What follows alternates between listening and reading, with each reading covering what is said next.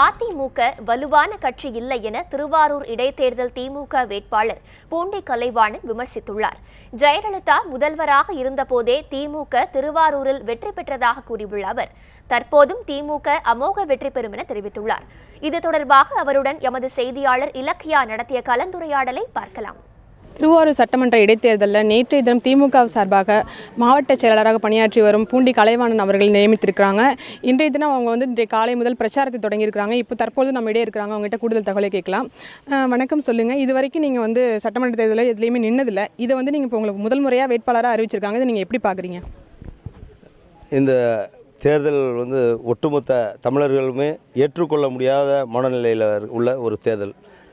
இருந்தாலும் காலத்தின் கட்டாயங்கிற மாதிரி இந்த ஒரு இடைத்தேர்தல் வந்திருக்கு.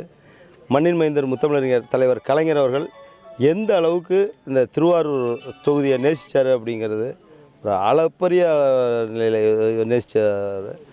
அதே மாதிரி இங்கே உள்ள மக்கள் மண்ணின் மைந்தர் தலைவர் கலைஞர் அவர்கள் இந்த அதாவது பொது தொகுதி ஆனோடனே தலைவர் தான் போட்டிடணும்னு அவங்க கோரிக்கை வச்சாங்க.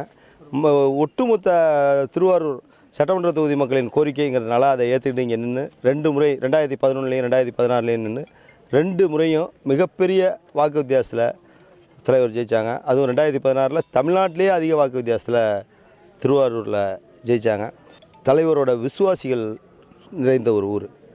அதனால் இப்போ அந்த அப்படி 68,000 ஓட்டு வாங்கி ஜெயிச்சிருக்கோம். இப்போ 68,000 ஓட்டு குறைச்சலாக வாங்கின ஒரு அரசியல் இயக்கம் 2ஆக பிளவுபட்டுருக்கு. அப்படிங்கிறப்ப அவங்கள எப்படி நீங்கள் பெரிய அரசியல் கட்சிகள்னு சொல்கிறீங்க?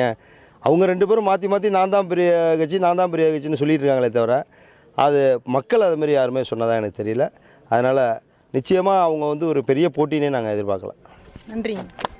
அவங்க திமுக மாவட்ட செயலாளர் அவங்க சொன்னது போல் இந்த தேர்தலில் அவங்க மக்களிடையே கலைஞர் கருணாநிதி அவங்க செஞ்ச நல்ல திட்டங்களை பற்றியும் அவர் மக்களுக்கு என்னென்ன தேவைகள் என்பதை குறித்தும் அவர்களுக்கு வாக்குறுதி அளித்து அதன்படி செய்வதாகவும் வாக்குறுதி அளிப்பதாகவும் இந்த தேர்தலில் கண்டிப்பாக வெற்றி பெறுவார் எனவும் தெரிவித்துள்ளார்.